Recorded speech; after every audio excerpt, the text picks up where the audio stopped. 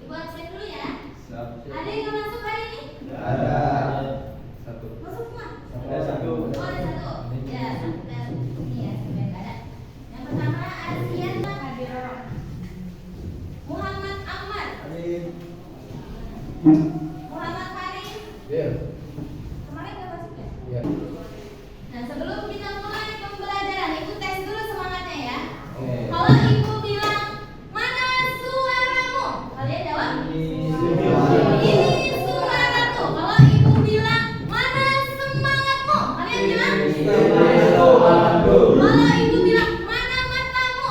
Ini mataku. Mata kiri matamu. Mata kanan mataku. Mata mata. Wah, siap ya? Kita mulai 1, 2, 3. Mana suaramu? Ini suaraku.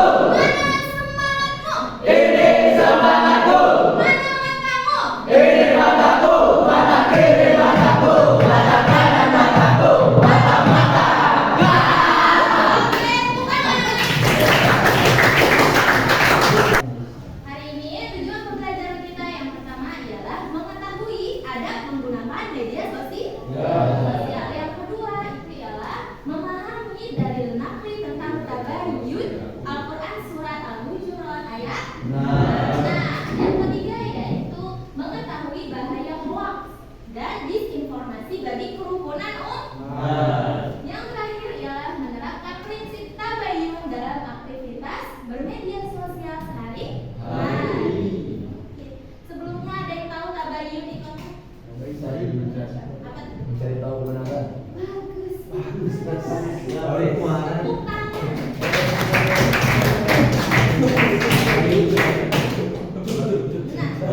Anak-anak, gambar apa ini? Ada apa aja?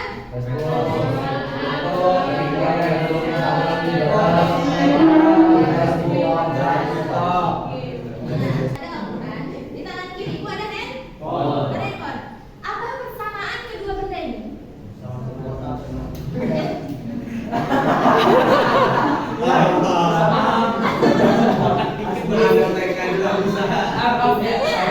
Iya, izin boleh. Ini persamaannya isinya dalam bentuk isinya. Ada yang bisa jawab? Ibu aja yang jawab ya. Sama-sama jendela informasi. Informasi. Nah, kalau Al-Quran, informasinya dari siapa? Dari Allah. Sifatnya pasti benar. Dari kitabu la raiba. Kalau handphone masih campuran. Ada yang benar, ada yang hoax. Assalamualaikum pemberitahuan bagi seluruh warga Jawa Timur. Saya selaku Gubernur Jawa Timur, siapa saja yang belum mempunyai motor atau ingin motor baru, silakan untuk pesan motor murahnya, harganya cuma Rp500.000. Ini amanah dari saya, pesan sekarang juga tidak bisa COD ya. Pengiriman bisa hari ini atas nama sendiri, hanya untuk warga Jawa Timur ya. Satu lagi. Direktorat Reserse Siber Polda Jatim mengungkap tindak pidana penipuan deepfake atau penipuan berbasis teknologi AI. Modusnya, pelaku memanipulasi ulang video 3 gubernur di Pulau Jawa yang menjual sepeda motor dengan harga murah dan diunggah ke media sosial. Ibu tanya, dari 2 video tadi, apa yang bisa kalian tahu? Satu. Jangan gampang percaya, jangan analisis dulu ya yang laki-laki.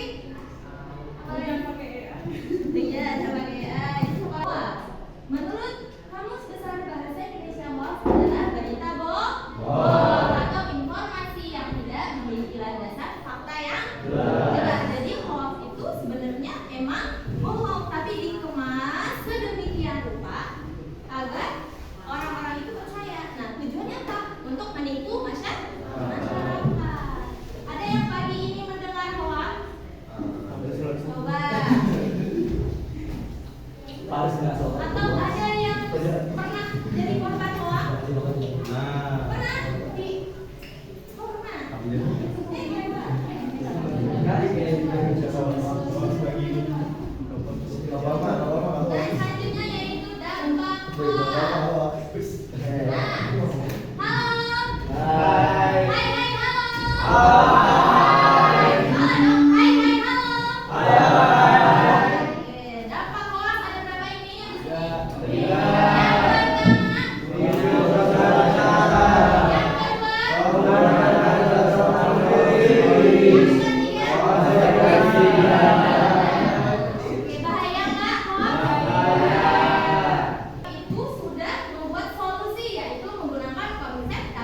Tabayun berasal dari kata bayyana yang artinya memisahkan yang benar dan yang salah. Secara istilahnya coba dibaca.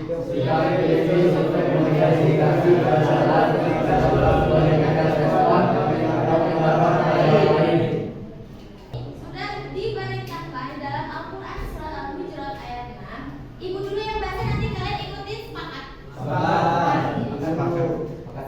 Bismillahirrahmanirrahim.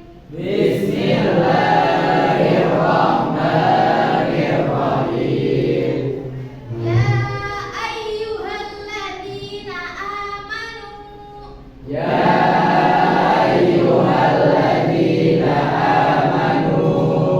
In ja'akum fasiqun binaba'in fatabayyanu.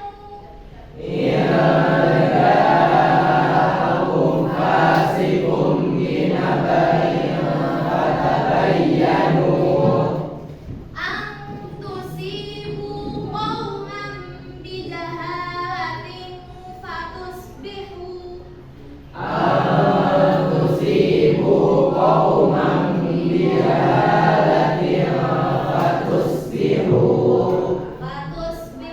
ala ma fa'altum nadimun.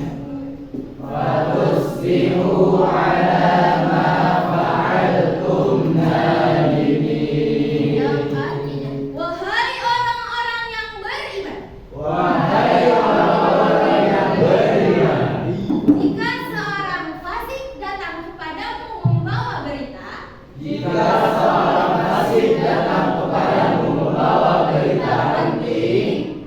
maka telitilah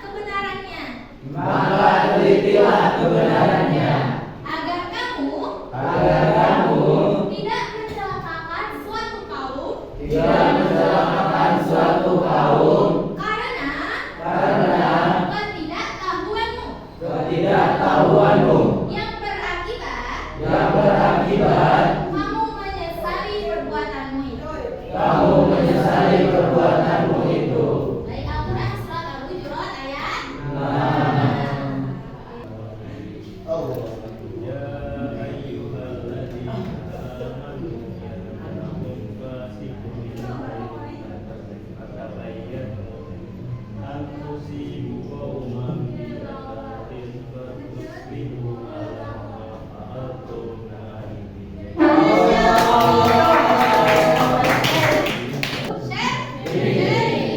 Aksi yang pertama itu saring, ya. Apakah konten ini bermanfaat atau justru merusak? Nah, aksi yang kedua, siapa pengirimnya? Apakah kredibel atau hanya akun anonim? S yang ketiga, selidiki. Cross check ke media resmi, jangan hanya percaya pada satu sumber. Bikin 4 kelompok bisa? Oke, coba yang ikhwannya 2 kelompok, yang akhwatnya 2 kelompok. Ini udah nih. Ini 1 kelompok. Ini kelompok 1, ini kelompok 2. Ini mau begini aja nih. 2, 3, 4, 5, 1, 2, 3, 4. Oke, 1, kelompok 1, kelompok 2, kelompok 3, kelompok 4. Permasalahan yang ada di lembar kerjanya masing-masing. Nanti akan dipresentasikan. Maju ke depan. Oke. Kelompok 1 mana tadi? Ini kelompok 1. Kelompok 2. Kelompok 3. Kelompok 4. Ibu kasih waktu jawab 10 menit cukup? Enggak, 10 menit aja.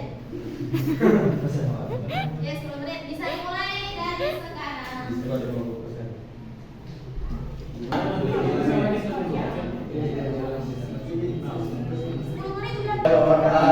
Waalaikumsalam warahmatullahi wabarakatuh. Kami dari kelompok 3 yang menganggotakan ketuanya adalah Ikra, anggotanya Nopal, Faris, Ahmad, dan Azhar. Dan sini kita akan mengidentifikasikan kasus 3, namanya manipulasi chat. Apa tuh masalahnya? Masalahnya adalah seperti ini. Seseorang menyebarkan potongan screenshot chat pribadi seorang guru. Chat tersebut sengaja dipotong agar sang guru terlihat memarahi murid dengan kasar. Padahal sebenarnya nih ya, sang guru sedang memberikan contoh kalimat yang salah dalam sebuah diskusi pendidikan. Nah, itu ada nih soalnya. Mengapa membagikan informasi yang setengah-setengah atau dipotong? Konteksnya tetap dianggap sebagai kebohongan atau hoax. Terus soal selanjutnya adalah apa dampak bagi guru tersebut jika kalian tidak melakukan cross check atau tabayun terlebih dahulu. Ini dari hasil rundingan kita berlima. Untuk soal pertama jawabannya seperti ini. Karena suatu informasi yang setengah-setengah masih belum jelas akan kebenaran dan informasi itu masih jauh dari kata sempurna. Dan dampaknya akan bisa memicu munculnya oknum ya, yang mengubah informasi asli yang ada. Jadi itu masih jauh gitu. Jadi informasi itu masih bisa diubah. Ya, jadi suatu informasi bisa dikurangi, bisa ditambah. Masih bisa diakalin gitu. Tanya temennya paham gak nih?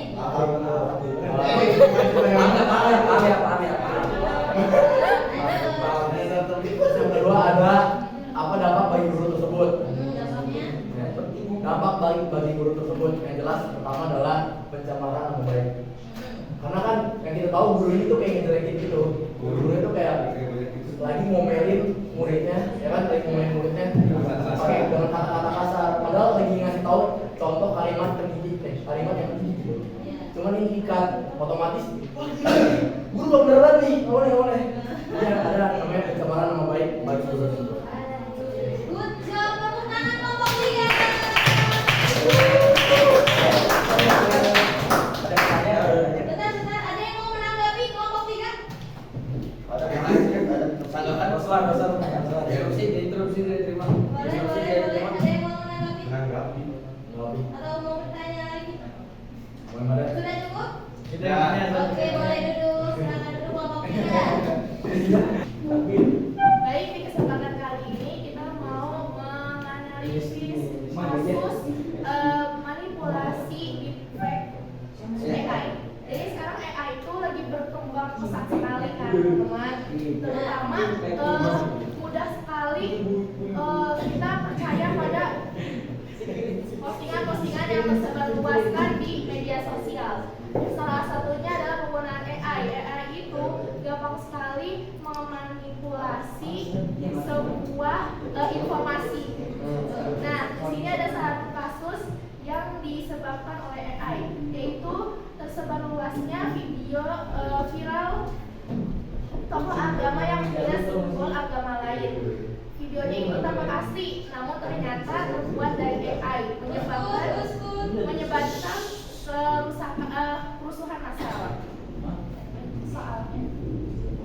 Soal pertama, mengapa video palsu ini bisa disebut sebagai pembawa berita fasik sesuai Quran surat Al-Hujurat ayat 6? Dikarenakan video tersebut berisi tokoh agama yang menghina agama lain, sehingga menyebabkan jatuhnya nama baik dari agama lain yang belum jelas. Sumber video tersebut dengan menggunakan kecanggihan teknologi zaman ini, yaitu AI. Yang kedua, pertanyaannya apa nomor 2? Yang kedua, bagaimana strategi 3S dari sumber rezeki yang harus kalian lakukan jika menerima bimbingan di grup keluarga? Yang pertama, saring. Kita analisa terlebih dahulu apakah video tersebut bermanfaat atau malah dapat memicu perselisihan antar agama. Yang kedua, sumber. Kita tanyakan kepada anggota keluarga yang mengirim dari manakah dia dapat sumber video tersebut. Dan yang ketiga, kita selidiki. Cross-check video tersebut memediasi dan cari kebenarannya. Lalu pilihlah informasi yang baik dan bijak dan pilih dari sumber yang terpercaya. Inilah atas jawabannya. Ada yang mau menanggapi? Apa sih orang masih itu?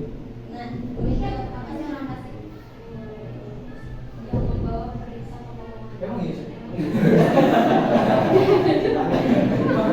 Ada yang mau jawab orang fasik sebelum ibu yang jawab? Siapakah orang fasik? Saya itu Masih. orang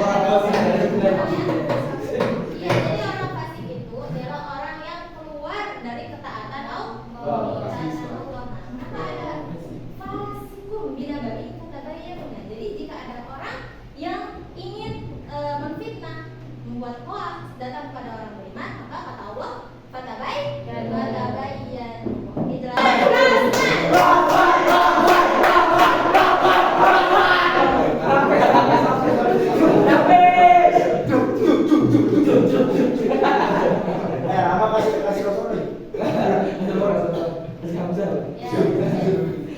Bismillahirrahmanirrahim. Assalamualaikum warahmatullahi wabarakatuh. Waalaikumsalam warahmatullahi wabarakatuh. Kami dari kelompok saya Muhammad Ramadan Sarif.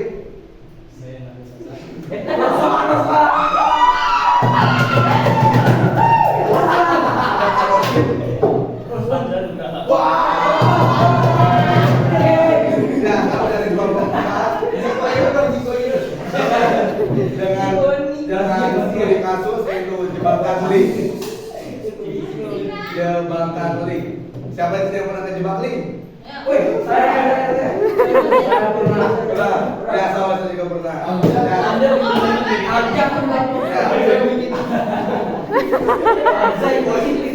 Bandar link. Korban aku.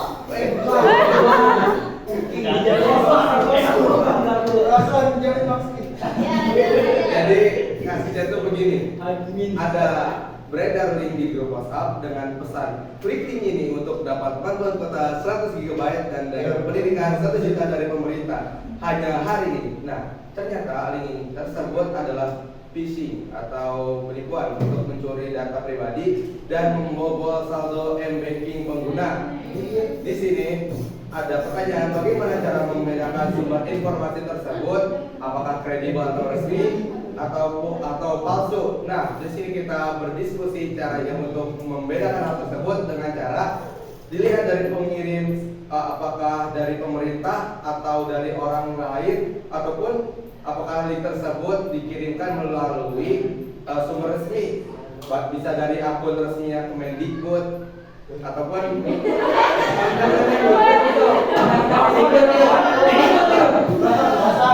apa link tersebut pun atau link tersebut dikirimkan oleh akun fake atau akun anonim.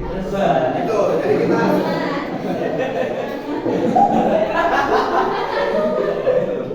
jadi kita gitu caranya kita harus membedakan, harus mencari tahu siapa pengirimnya.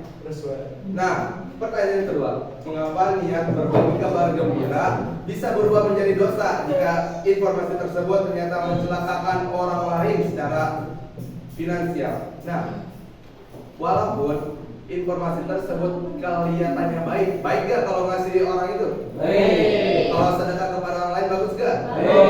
Bagus kan? Nah, ternyata informasi tersebut, usut punya usut, informasi tersebut bertujuan untuk menguntungkan satu pihak, namun merugikan pihak lainnya.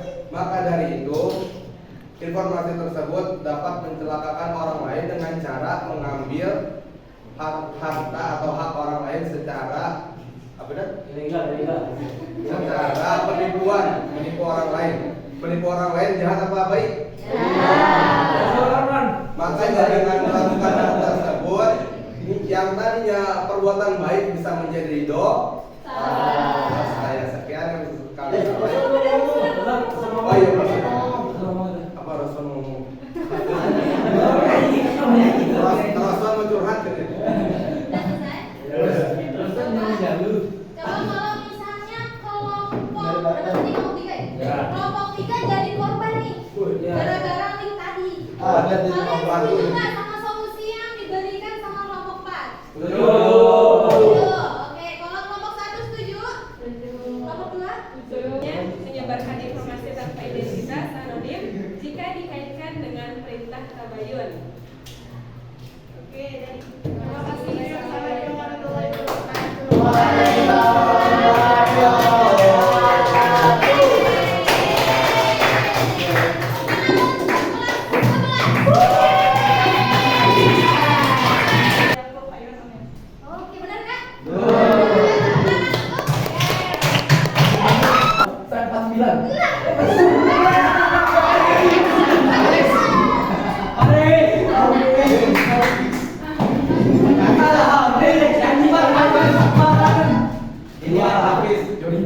Jempolmu, cerminanmu. Mensosmu? Cerminanmu. Mensosmu cerminanmu terus. Paling sih daun. Kenapa mensos itu cerminanmu? Karena dari medsos itu ada identitas kita. Ada identitas kita. Jika kita di medsos mengeluarkan apa namanya men-share hal-hal yang hoax, maka Orang pasti. orang pasti. Kalau misalnya kita menggunakan medsos kita untuk dakwah, untuk ceramah, menebar kebaikan, maka kita Harus banget. Akan mendapat pahala. baik teman. Oke, wallahu a'lam bishawab. Anak-anak, ada yang ingin ditanyakan? Ini berarti pertanyaan bro.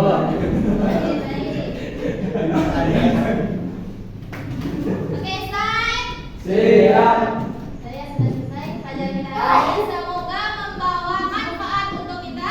Amin, amin ya Rabbal. Amin. Baik, kita tutup pembelajaran kita hari ini dengan bacaan hamdalah dan kafaratul majlis.